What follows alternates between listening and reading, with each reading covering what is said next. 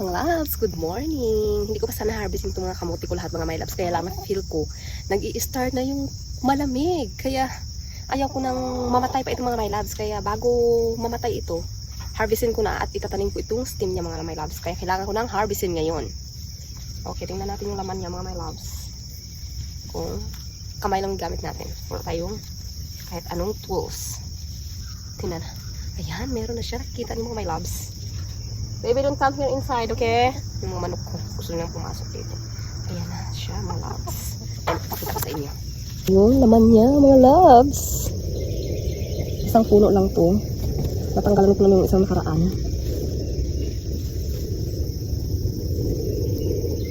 Ayan. Medyo langanin pa siya mga my loves. Hindi pa siya masyado talagang malaki. Pero nag-uumpisa na kasi yung lamig mga my loves. Ayaw kong mamatay ito. Baka kasi pag tinanim ko siya, malamig, hindi siya mabuhay. Kaya kailangan ko siya ng itanim.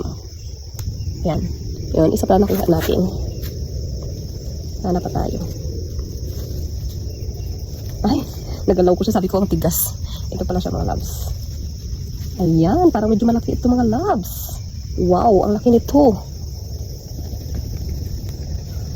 Ayan, ang laki my love. Mga my love, ang laki. O, diba? Nakakatuwa. Ito ang pinakamalaki sa lahat. O, diba? Nakakatuwa siya mga loves. Tingnan nyo, laki-laki. May sira-sira na nga siya mga loves. Nagsimula na siyang mag-sira-sira kaya dapat nang talagang kinuha. Ayan. Ayan, wala na siyang laman. Meron pa sanang tutubo ito kaya lang hindi na ako makapag-antay ng maglamig. At hindi mabuhay itong stem niya. Gusto ko kasi itanim itong stem. Kaya ayan, dami niyang stem. Itatanim natin yan.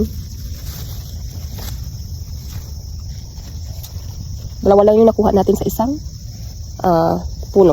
Dito naman tayo punta sa isa. Ayan. Ayan mga loves. Nakikita niyo ba? Ayan. Meron na siya. Nagtatas na yung bunga niya. Ang sarap ng kamuti na ito mga loves. Ayan. Medyo maliit pa siya. Pero okay na.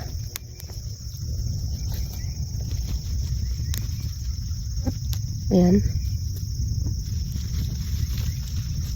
Ayan. Malaki ulit. Malaki ulit siya mga loves. Ayan. Diba? Nakakatuwa yung kamote ko.